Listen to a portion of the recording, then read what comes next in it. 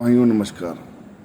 मैं AP Singh, editor in chief AINHR 24 news और मुख्य ट्रस्टी एवं राष्ट्रीय अध्यक्ष राष्ट्रीय अखिल भारतीय मानवाधिकार न्याय एवं विधि सुरक्षा संरक्षण ट्रस्ट, प्रधान कार्यालय नई बाजार, उत्तरी कोतवाली रोड, महमूदाबाद, जनपद सीतापुर, उत्तर प्रदेश, भारत।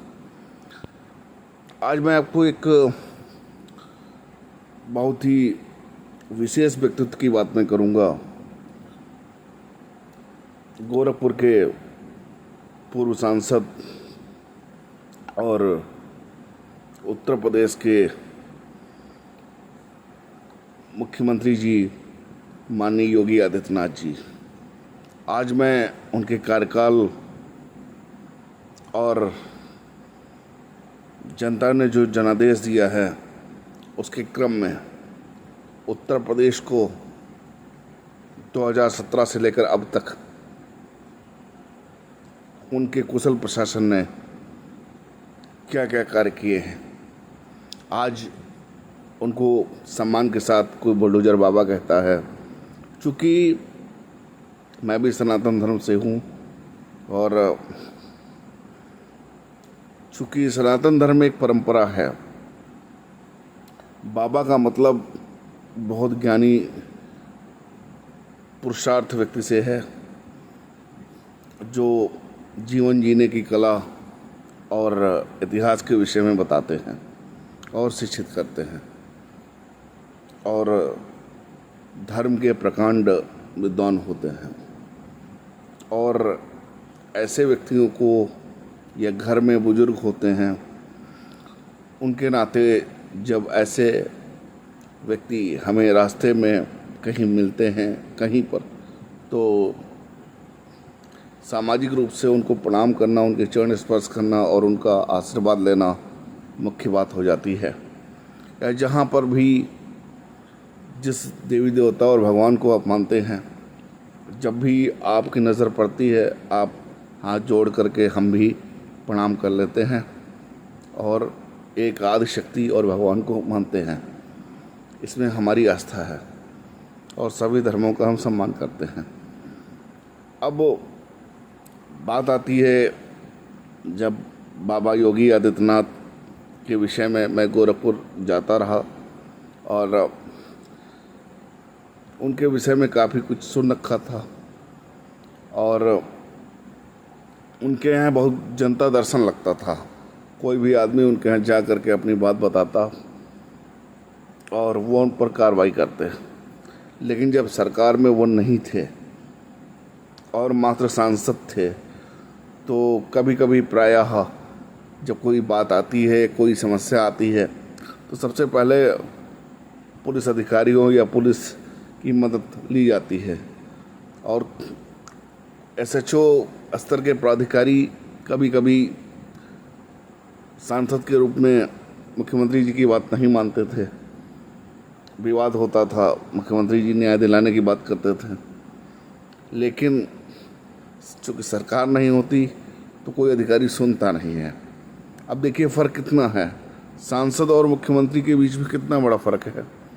जब योगी जी की सरकार नहीं थी तो वो रेलवे स्टेशन से गोरखपुर जा रहे थे और रास्ते में ही कुछ लोगों ने उनका सारा सामान छीन लिया था और इस वीडियो को मैंने देखा और मैं काफ़ी परेशान हो गया। और इसके बाद में उन्होंने पुलिस की मदद मांगी। शायद समाजवादी पार्टी की सरकार थी, पुलिस ने भी अपने हाथ खड़े कर दिए और बाबा साहब योगी आदित्यनाथ जी की किसी ने मदद नहीं की। मेरे मन में उस समय एक प्रश्न आया कि माननीय सांसद, जिनको लोकसभा से विशेष संरक्षण प्राप्त है, जिलाधिकारी उनका सचिव होता है, और उनके साथ ऐसी घटना घट गई, उत्तर प्रदेश राज्य सरकार ने कार्रवाई नहीं की। आज भी ये बात दिमाग में प्रश्न चिन्ह लगा हुआ है। इसके बाद में बाबा जी ने कई बार धार्मिक बातों के बारे में उन्होंने जिक्र किया, किस प्रकार से गोरखपुर को दंगों से बचाया। अकेले निकल पड़ते थे। हिंदू युवा वाहिनी का उन्होंने एक संगठन बनाया, उस संगठन में उन्होंने कार्य किया। और जब 2017 के चुनाव के रिजल्ट आए तो मुख्यमंत्री बनने की होड़ में काफ़ी लोग आगे थे। तो हम लोगों की प्रार्थना थी, क्योंकि पिछली सरकार में जो होता था कि कोई सुनवाई नहीं होती थी और विशेष लोगों की ही सुनवाई होती थी, और सांसद मंत्री जो समाजवादी पार्टी के थे वो कार्यकर्ताओं का ही शोषण करते थे।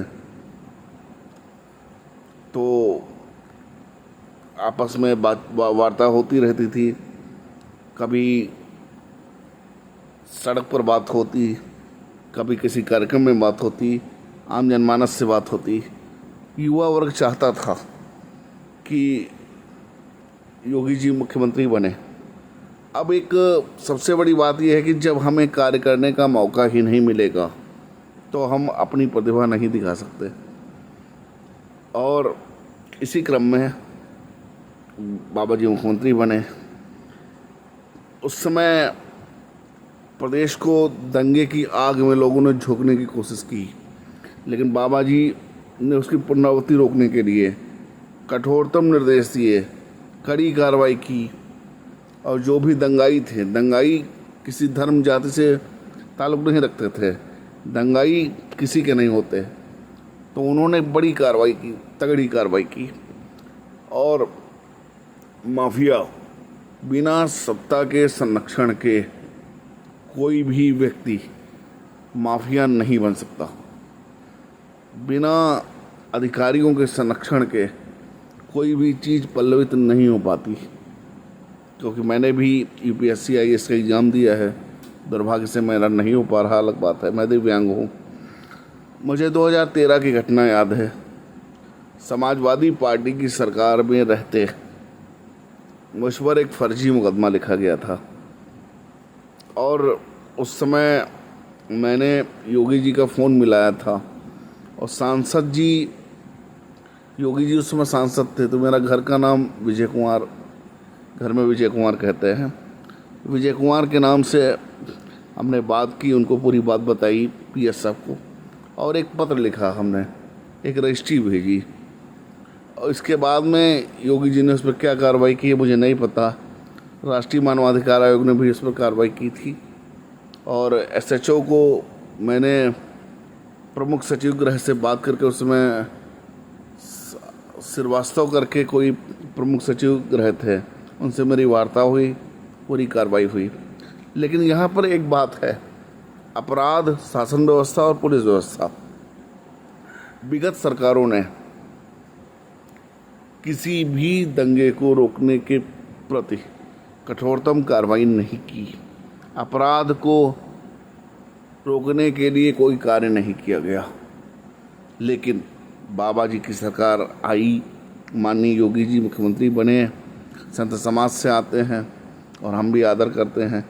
मुख्यमंत्री बनने के बाद चूँकि उनको इस विषय का पहले से ही पूर्व ज्ञान था कि भाई दंगा फसाद अपराध वह देखते थे सामाजिक रूप से, पुलिस व्यवस्था, और बाबा जी भली भांति परिचित है। शुरुआती दिनों में उन्होंने जैसे मुख्यमंत्री बने, उन्होंने कई थानों का निरीक्षण किया, शायद 101 पुलिसकर्मी सस्पेंड भी किए गए थे। तो उस समय चूँकि मैं पढ़ाई भी कर रहा था, अपना ट्रस्ट भी संचालित कर रहा था, और चूँकि ट्रस्ट से ही संचालित हमारा यूट्यूब चैनल है, और जब मैं बाहर निकल के लोगों से बात करता, मोबाइल पर बात करता, तो पुलिस अधिकारियों में एक डर सा था कि कहीं महाराज जी आ ना जाएं। तो उनकी ब्रीफ जो होती थी माननीय मुख्यमंत्री जी की, कि वह क्या कर रहे हैं, कैसे निरीक्षण कर रहे हैं, कहाँ पर कर रहे हैं, तो न्यूज़ चैनल पर विशेष ध्यान दे रहे थे। अच्छा, अवनीश अवस्थी साहब पहले तो ज़िलाधिकारी रहे, फिर बाद में कमिश्नर रहे, फिर सचिव रहे, फिर प्रमुख सचिव रहे। अवनीश अवस्थी साहब का कार्यकाल यूपी में बहुत कम रहा, लेकिन जब वह सचिव गृह बने तो मैं उनको धन्यवाद देना चाहता हूँ अवस्थी साहब को कि विशेष तौर पर उन्होंने सही सलाह, सही मार्गदर्शन करके सरकार को स्थापित किया। और बाबा जी ने दंगाइयों से, अपराधियों से निपटने में पूरी तरीके से कार्य किया। लेकिन बुलडोजर की अवस्था क्यों, जब अपराध संगठित होकर हो रहा है और वह अपराधी डर नहीं रहा है, तो सरकार ने मकान गिराने की कार्रवाई की, सारी चीज़ें की। और शायद 2017 में ही मैंने एक पत्र लिखा था कि मैं माननीय मुख्यमंत्री से मिलना चाहता हूँ, तो मुझे कोई जवाब नहीं आया। लेकिन जब आरटीआई डाली तो एक बड़ा सा अटपटा सा जवाब आया कि आप जनमिलन में मिल लीजिए। तो मैं दिव्यांग व्यक्ति, वो पत्र किसी अंडर सेक्रेटरी ने मुझे भेजा था, लेकिन बाद में मुझे मिलने का अवसर नहीं मिला। अब ये समझिए कि उत्तर प्रदेश में जब आप कहीं जाते हैं, कहीं कुछ करते हैं, तो अपराध में जो कमी आई है वह महाराज जी की वजह से आई है। दूसरा, इसका एक दूसरा पहलू और है, जो प्रशासनिक भ्रष्टाचार है उसमें कमी नहीं आ पाई है। प्रशासनिक भ्रष्टाचार पिछली बार के कार्यकाल से इस बार के कार्यकाल में इसलिए ज़्यादा है, अधिकारी किसी को सुनना पसंद नहीं कर रहे हैं, कंप्लेंट्स का जवाब नहीं दे रहे हैं, जिसका कारण है कि अवनीश अवस्थी साहब जैसे आईएएस अभी मौजूद नहीं है शासन में, उनकी कमी है। और आप ईमेल करते हैं, जनसुनवाई करते हैं, सही जवाब नहीं आ रहा। प्रशासनिक भ्रष्टाचार है और चरम पर है। लेकिन बाबा जी की जो, महाराज जी की जो आलोचना है, मैं ये नहीं कहता, राजनीति में आलोचना बहुत ज़रूरी है, हर नागरिक को आलोचना करनी चाहिए। लेकिन अगर सरकार अच्छा काम कर रही है तो उसकी तारीफ करनी चाहिए। आलोचना इसलिए ज़रूरी होती है कि कभी कभी हम कोई कार्य करते हैं और हमें जानकारी नहीं मिलती, तो आलोचना शब्दों के चयन बहुत अच्छा होना चाहिए। कभी कभी कुछ बातें शेर व शायरी में कही जाती हैं किसी चीज़ को समझाने के लिए। और बाबा जी के कार्यकाल में युवा भी मानते हैं, हमारी माताएं बहनें भी मानती हैं और सभी समुदाय के लोग मानते हैं।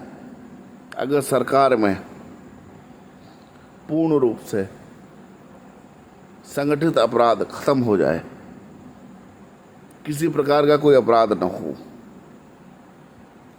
तो किसी व्यक्ति को समस्या नहीं होगी। और पुलिस के पास कार्य ज़्यादा है, समस्या यही है। लेकिन पुलिस में कुछ भ्रष्ट अधिकारी हैं जो नाजायज़ तौर पर पैसा कमाने के लिए गलत चार्जशीट भेज करके आरोपी बनाते हैं, सारी चीज़ें करते हैं। और मैं तो चाहता हूँ केवल गाय ही नहीं, जितने पशु हैं, किसी की भी हत्या नहीं होनी चाहिए। अगर हम किसी का जीवन बचा नहीं सकते तो उसको मार भी नहीं सकते। और दुष्ट के साथ दुष्टता का व्यवहार करना चाहिए। जैसा कि शासन व्यवस्था में स्थानांतरण, ट्रांसफ़र पोस्टिंग बहुत ज़रूरी होता है। कभी कभी कुछ लोग पढ़े लिखे नहीं होते हैं, अस्पताल में भ्रष्टाचार है, तहसील में भ्रष्टाचार है। एक किसान, एक आम नागरिक अपनी आवाज़ कैसे शासन तक पहुंचाए, और शासन ने हर ज़िले में आईएएस आईपीएस को बिठा रखा है। तो मैं स्पष्ट रूप से कह दूं, उत्तर प्रदेश में आज जो दंगे नहीं हुए, सांप्रदायिक घटनाएं नहीं हुई और लाउड स्पीकर का शोर कम हुआ, और जहां भी जानकारी मिलती है माननीय मुख्यमंत्री जी को, महाराज जी को, तो वो तुरंत कार्रवाई करते हैं। जिसका एक मुख्य कारण ये भी है, शायद वो कभी सांसद रहते या कोई ऐसी घटना हुई हो या समाज में ऐसी चीज़ें आई हों कि अपराध के प्रति लचर व्यवस्था। अभी मैं उनका कल का एक कार्यक्रम था, कल विधानसभा में चल रहा था। नेता प्रतिपक्ष अखिलेश जी बात कर रहे थे, हमारे राजभर साहब हैं उन पर, तो मुझे भी बड़ी हंसी आई कि गाना अखिलेश जी ने कहा, एक गाना गाते थे ये, सुन सन्यासी के विषय में था। तो उन्होंने, राजभर साहब ने कहा, तेरे अंगने में मेरा क्या काम है। और एक दूसरी एक रील थी, यूट्यूब पे चल रही थी, विधानसभा का सत्र था, नंदी और सांड दोनों हमारे लिए पूजनीय हैं। उस पर भी काफ़ी हंसी मजाक हुआ। मैं भी रील देख रहा था, क्योंकि समय नहीं मिलता, यूपीएससी की तैयारी मैं करता हूँ और इसीलिए कुछ ऐसी जानकारी है कहाँ पर प्रशासनिक चीज़ें कम हैं, कमियां हैं, उनको दूर करने के लिए मैं यूपीएससी में जाना चाहता हूँ। और शाम को जब वक्त मिलता है तो सबसे पहले विधानसभा की कार्रवाई, लोकसभा की कार्रवाई, राज्यसभा में क्या हुआ, कौन कौन सी चीज़ें आई, और महाराज जी को विशेष तौर पर मैं सुनता हूँ कि आज महाराज जी ने क्या निर्देश दिए हैं, और मैं एकलव्य की तरह राजनीति कैसे की जाती है इसको भी बड़ी बारीकी से महाराज जी के माध्यम से समझ रहा हूँ। और राजनीति में अटल जी की बात मैं करूं तो अटल जी इतने मृदुभाषी प्रधानमंत्री के रूप में थे कि पक्ष विपक्ष उनका कोई शत्रु नहीं था। और एक नेता थे रामविलास पासवान, और मुझे ओम प्रकाश राजभर साहब को जब मैं देखता हूँ, जब मैं उनके विषय में सोचता हूँ, तो मुझे रामविलास पासवान की याद आ जाती है। रामविलास पासवान साहब में एक खासियत थी, सरकार किसी की भी हो, लेकिन माननीय जी मंत्री बनते थे। एक बहुत सहज स्वभाव था, और आज वो हमारे बीच नहीं है, एक बहुत दुर्भाग्यपूर्ण स्थिति है। तो ओपी राजभर साहब और पासवान साहब दोनों में समानताएं हैं, और योगी जी कुशल शासक के रूप में तो थे ही, लेकिन उनको मुख्यमंत्री बहुत पहले बना देना चाहिए था, क्योंकि एक युवा अवस्था होती है, उस अवस्था में अगर व्यक्ति मुख्यमंत्री बन जाए तो काम कर सकता है। मुझे तो कार्य करने का अवसर ही नहीं मिल रहा, यूपीएससी नहीं दे रही, कुछ कमियां हमारे में हैं, कहाँ गलतियां हो रही हैं। तो मैं अपराध के विषय में बात कर रहा था। आज भी गांव का निरीक्षण मैं करता हूँ, मैं जाता हूँ, अपने गांव भी मैं जाता हूँ, ननिहाल जाता हूँ, गरीबों से मिलता हूँ। आज की स्थिति है कि 20 रुपये रोज गरीब व्यक्ति पैदा नहीं कर पाता। गांव में नाली खांजे इनका विवाद होता है, छोटे छोटे मामलों में लाठियां गांव में चलती हैं और गंभीर चोटें आती हैं। 151 की कार्रवाई होती है, गरीब के पास पैसा नहीं है जमानत कराने के लिए, लेकिन हमारे यूपी के उप जिला मजिस्ट्रेट कानून को ताक पर रखकर 151 में जेल भेजते हैं। यह स्थिति बन चुकी है। कानून में हम देखते हैं महिला उत्पीड़न, और अब तो एक मुख्य समस्या और आई है, और वो भी हम माननीय मुख्यमंत्री के सामने रख देंगे। बिजली विभाग, Uttar Pradesh power corporation limited, Sitapur Mahmudabad, आप चांदपुर सेठ चले जाइए, गांजर सेठ क्षेत्र चले जाइए, रामपुर मथुरा चले जाइए, कहीं चले जाइए, 11,000 के हाई वोल्टेज तार लटकते हुए मिलेंगे।